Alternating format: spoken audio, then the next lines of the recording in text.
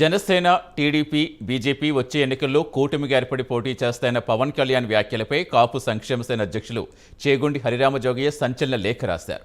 తూర్పుగోదావరి జిల్లాలో రైతుల్ని పరామర్శించిన సందర్భంగా జనసేన అధినేత పవన్ కళ్యాణ్ చేసిన కొన్ని వ్యాఖ్యలు జన సైనికుల్ని ఆందోళనకు గురి చేశాయని జోగయ్య అన్నారు. టీడీపీ, జనసేన పొత్తు కుదిరిందని చంద్రబాబే ముఖ్యమంత్రిని విపరీతార్థాలు పుట్టించి సోషల్ మీడియా ద్వారా తప్పుడు పోస్టింగులు పెట్టి వైసీపీ శ్రేణులు శ్రమించాయని జోగయ్య చెప్పారు.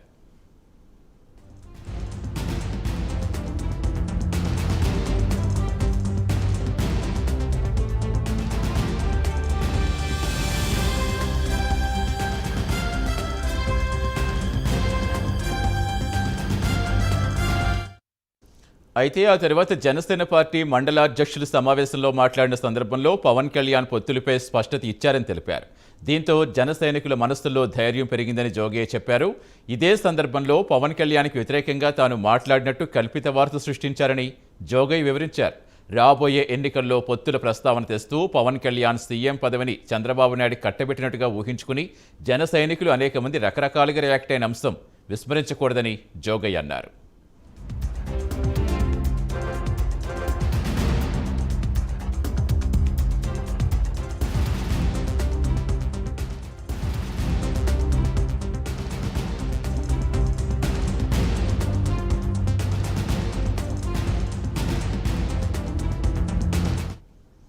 మంగళగిరి జనసేన ఆఫీసులో జరిగిన సమావేశంలో పవన్ కళ్యాణ్ పొత్తుల విషయం, సీఎం పదవి విషయంలో ప్రజలందరినీ సంతోషపరిచి జనసేన విజయానికి మరోసారి నడుం బిగించి ముందుకు నడిపిస్తున్న మాట కూడా వాస్తవమని జోగయ్య ప్రశంసించారు.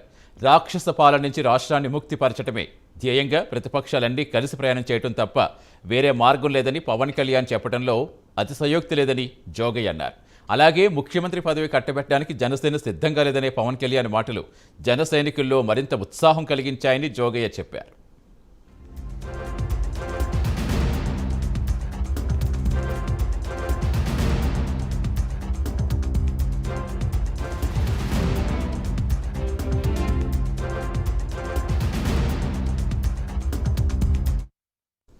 ఎన్నికల అనంతరం బలాబలాలు తేల్చుకున్న తర్వాతే ముఖ్యమంత్రి ఎవరనేది తేలుతుందని పవన్ కళ్యాణ్ చెప్పిన సత్యం జనసేన మెరుగైన వ్యూహంగా అభివర్ణించవచ్చని జోగయ్య అన్నారు.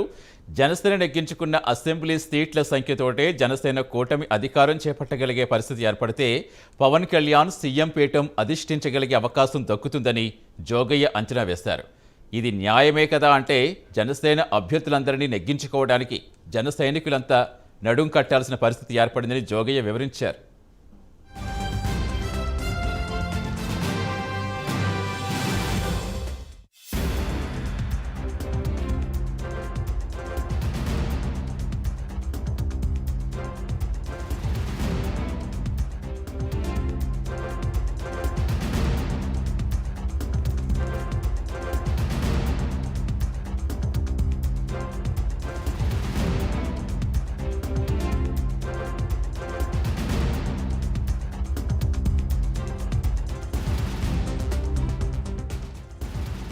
పొత్తులో భాగంగా 75 స్థానాలు తక్కువ కాకుండా పోటీ చేయగలిగితే జనసేన కింగ్ మేకర్ అయ్యే పరిస్థితి ఏర్పడి సీఎం పదవి దక్కే అవకాశం ఏర్పడుతుందని జోగయ్య సూచించారు.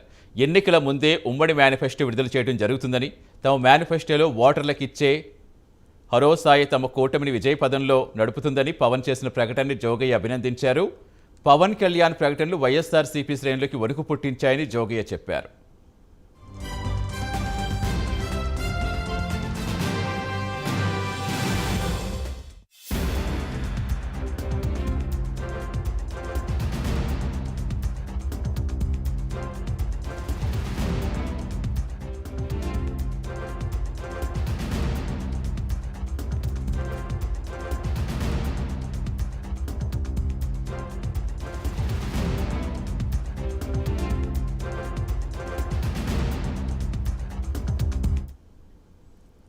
జోగయ్య గారు రాసిన లేఖకు సంబంధించిన పూర్తి సమాచారం ఇచ్చేందుకు మా కరెస్పాండెంట్ సాగర్ జాయిన్ అవుతున్నారు. సాగర్, మరోసారి జోగయ్య గారు రాసిన లేఖలు ఇంకా ఏ అంశాలు ప్రధానంగా ప్రస్తావించారు? ముఖ్యంగా నిన్న పవన్ కళ్యాణ్ గారు ఇచ్చిన ఈ పొత్తుల అంశానికి సంబంధించిన క్లారిటీ కావచ్చు, ఆయన చేసిన ప్రసంగం కావచ్చు, జన సైనికుల్లో సరికొత్త ఉత్సాహం నింపాయి.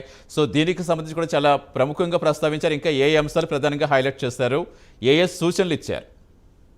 Good evening Satish. హరిరామజోగయ్య కాపు సంక్షేమ సేన అధ్యక్షులు మాజీ మంత్రి హరిరామ జోగయ్య మరొక బహిరంగ లేఖ రాశారు. ప్రస్తుతం జరుగుతున్నటువంటి రాజకీయ పరిణామాల మీద ఆయన విశ్లేషణాత్మక లేఖను బహిరంగంగా విడుదల చేశారనే చెప్పుకోవచ్చు. గత 2 రోజులుగా అంటే జనసేన అధ్యక్షుడు పవన్ కళ్యాణ్ ఏదైతే ఈ రాజమండ్రి ఉమ్మడి తూర్పుగోదావరి జిల్లాలో రైతులను పరామర్శించి మాట్లాడిన మాటలు కానీ అనంతరం మండలాధ్యక్షులతో మంగళగిరిలో ఏర్పాటు చేయబడినటువంటి జనసేన పార్టీ కార్యాలయంలో మాట్లాడిన మాటల్ని వక్రీకరించి సోషల్ మీడియాలో టార్గెట్ చేసి ఇటు జన సైనికులను కానీ జనసేన అధ్యక్షుడు పవన్ కళ్యాణ్ ని కొంత టార్గెట్ చేస్తూ పెట్టినటువంటి పోస్టింగ్లు, లేకపోతే ఆయన మనసుల్లో ఆయన ఏదైతే జనసేన పార్టీ ఉద్దేశం ఉందో దాన్ని తప్పుదారి పట్టించే విధంగా కొంతమంది మాట్లాడడం ఇవన్నీ కూడా కరెక్ట్ కాదంటూ జోగయ్య సూచించడం జరిగింది. మరోపక్క జోగయ్య అననే మాటలను కూడా హరిరామ జోగయ్య అన్నారు. పవన్ కళ్యాణ్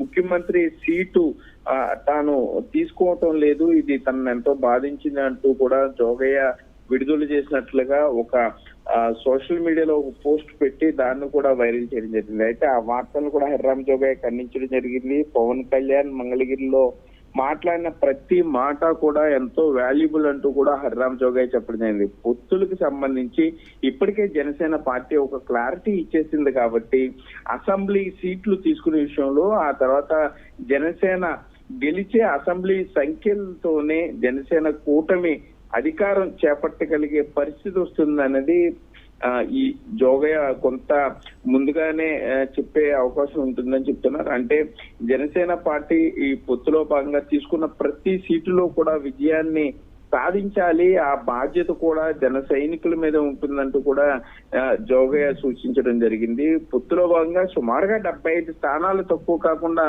పోటీ చేస్తే జనసేన అధ్యక్షుడు పవన్ కింగ్ మేకర్ అవుతారు, ఆ తర్వాత ముఖ్యమంత్రి పదవి చేపట్టగలుగుతారంటూ కూడా జోగయ్య చెప్పడం జరిగింది. అంటే ఎన్నికలకు ముందు విడుదల చేసే ఉమ్మడి మేనిఫెస్టోలో ఉండే ఈ ప్రజలకు చేసేటటువంటి ఈ ప్రజలకు ఇచ్చే హామీలు, ఆ భరోసాల మీద కూడా జనసేన కూటమి విజయ పదవిలో నడవడానికి తోడ్పడుతుందంటూ పవన్ కళ్యాణ్ చేసిన ప్రకటన అభినందనీయం అంటూ కూడా జోగయ్య చెప్పడం జరిగింది. సతీష్, మరోపక్క నిన్న జనసేన అధ్యక్షుడు పవన్ కళ్యాణ్ జనసేన పార్టీ రాష్ట్ర కార్యాలయంలో ఏర్పాటు చేసినట్టు మీడియా సమావేశంలో మరలా తాను మాట్లాడినట్టు కూడా ఒక క్లారిటీ ఇస్తూ చంద్రబాబుని ముఖ్యమంత్రిని చేయడానికి లేకపోతే టీడీపీ నేతలను వేరే వాళ్ళని ముఖ్యమంత్రిని చేయడానికి జనసేన పార్టీ సిద్ధంగా లేదు అనేది ఆయన కుండ బద్దలు కొట్టినట్టు చెప్పడంతో ఇంకా పొత్తుల విషయం ఒక కొలిక్కు వచ్చేసింది కాబట్టి జనసేన ఉంది కాబట్టి ఈ జన సైనికులు సిద్ధంగా ఉండాలి.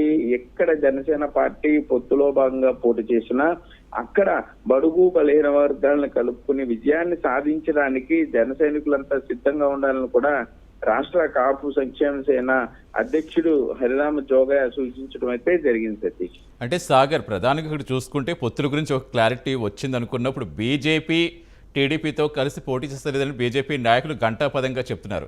నిన్న పవన్ కళ్యాణ్ గారు పూర్తి స్పష్టతతో మాట్లాడారు, ముగ్గురు కలిసే పోటీ చేస్తామని. అంటే పూర్తిగా ఒప్పించినట్టే అనుకోవచ్చా? ఆల్రెడీ ఢిల్లీ వెళ్ళి అధిష్టానంతో మాట్లాడారని చెప్పారు, వాళ్ళ నుంచి పూర్తిగా గ్రీన్ సిగ్నల్ వచ్చింది అనుకోవచ్చా? వచ్చిన తర్వాతే ఈ విధంగా చేస్తారనుకోవాలా? ఎలా అర్థం చేసుకోవాలి? సతీష్, తప్పకుండా జనసేన అధ్యక్షుడు పవన్ కళ్యాణ్ మొదటి నుండి చెప్తూ వచ్చారు, ఈ ప్రజలను ఈ అవినీతి పరిపాలన లేకపోతే ప్రజలను ఇబ్బంది పడుతున్న ఈ పరిపాలన ఈ వైఎస్ఆర్సీపీని గద్దె దించాలంటే ప్రభుత్వ వ్యతిరేక ఓటును చీల్చకుండా అందరూ కూడా కలిసి పోటీ చేస్తే, ప్రతిపక్షాలన్నింటినీ కలుపుకుని పోటీ చేస్తే తప్పనిసరిగా ఈ ప్రజలను ఇబ్బంది పెట్టే ప్రభుత్వాన్ని గద్దె దించే అవకాశం ఉంటుందని పవన్ కళ్యాణ్ చెప్పడం జరిగింది. బీజేపీతో అవసరమైతే తాను మాట్లాడతాను, మిగిలిన పార్టీలను కూడా కలుపుకుని, అంటే ఇందులో సీట్ల విషయం లేకపోతే ముఖ్యమంత్రి పదవి విషయం లేకపోతే పదవి కాంక్షతోనో కాదు, ప్రజలకు మంచి జరగాలంటే ఈ ప్రస్తుత ప్రభుత్వాన్ని గద్దె దింపాల్సిన అవసరం ఉంది కాబట్టి, లేకపోతే ముఖ్యమంత్రి పదవి గురించి ఎన్నికల తర్వాత గెలుచుకున్న సీట్లను బట్టి ఆ చర్చ వస్తుంది కాబట్టి అప్పుడు మాట్లాడాలి తప్ప ముందుగానే, అంటే గతంలో 2019లో జనసేన ఎదురు దెబ్బతింది, ఆ విషయాలన్నింటినీ కూడా